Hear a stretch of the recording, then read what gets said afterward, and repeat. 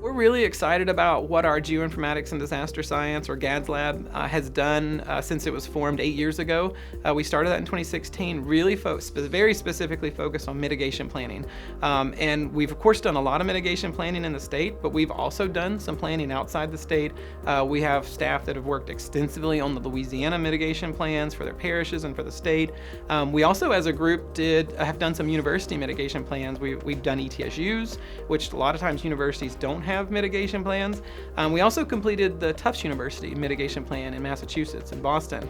And that one was really interesting. We developed, there's this thing called a priority risk index that FEMA uses. It's a kind of a table tool, like what's your probability, what's your spatial extent, what's your duration, like all these elements of a disaster.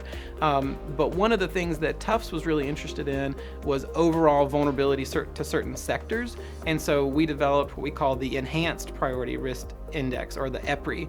And we published on that. We've used that in multiple other plans, and it brings in vulnerability to like the public, vulnerability to private sector, vulnerability to first responders, all these little pieces of vulnerability that aren't typically included in a traditional risk assessment. And so there's some innovation that we've been able to develop in the lab that like I said, we've published on it, so other people I hope are using it, but we've been using it and applying it to county plans.